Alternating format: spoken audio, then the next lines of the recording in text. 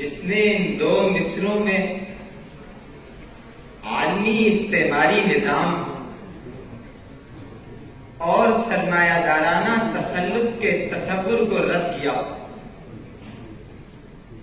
اور ساتھ ہی ساتھ بندہ مومن کو عیش کوشی سے نکل کر سخت کوشی اپنانے کا درس دیا، سو یہ شعر محض شعر نہیں بلکہ اپنے اندر ایک مکمل نظریہ حیات سموئے ہوئے ہے۔ اس شعر کا پہلا زاویہ اس حقیقت کو تسلیم کروانے پر مصر ہے کہ عالمی استعماری نظام اور سرمایہ دارانہ تسلط کے تصور کو رد کرنے والے لوگ اقبال کی نظر میں پسندیدہ لوگ تھے۔ بازیچہ فلاسفہ پر نظر دوڑائیے، اسی لیے اقبال نے نقشے کو عظیم تسلیم کیا ہے۔ عسکری ونگ کے رنگ میں دیکھیے تو اقبال کی ترجیحات میں جرمنی اور ترکی کا سوشلسٹ اور اسلامی نظام نظر آئے گا۔ عالمگیر سیاست کی بات کی جائے تو اقبال نے جمہوریت کو بادشاہت کا پردو قرار دے کر ایک غلام ساز نظام قرار دیا۔ اگر مذہب کی بنیاد پر آئے تو اقبال نے وطنیت کے تصور کو ملت میں تفرقہ کہا ہے۔ اگر تعلیم کی دنیا میں نظر دوڑائے تو اقبال نے لال بیٹالے کے نظام تعلیم کو غلامانہ ذہن ساز فیکٹریوں سے مماثلت دی ہے۔ سو قصہ مختصر صدر علی وقار، اقبال نے مرمر کی سلوں کو مسمار کر کے مٹی کے حرم تعمیر کیے ہیں۔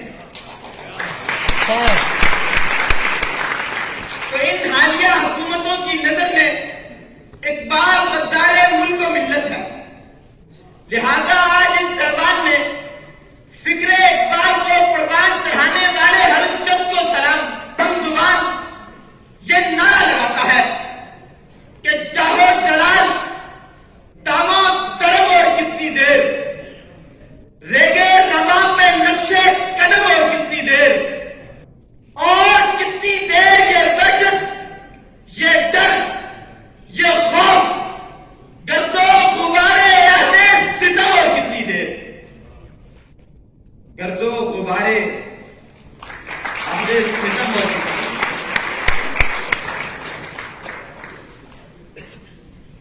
شعر کا دوسرا زاویہ عیش کوشی سے سخت کوشی تک کے سفر کو کامیابی کی ضمانت قرار دے رہا ہے۔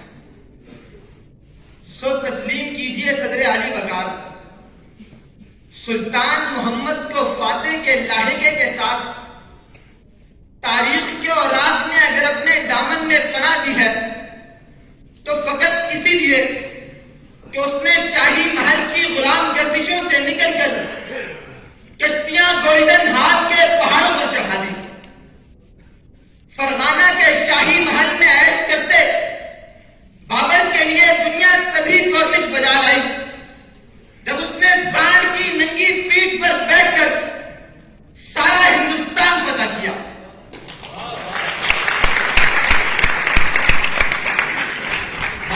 تم کو اہل چین نے اسی لیے قائد اعظم کا درجہ دیا کہ اس نے شاہی خاندان کی عزت تیار کر عوام کے شانہ بشانہ کھڑے ہونے کا اندیہ دیا۔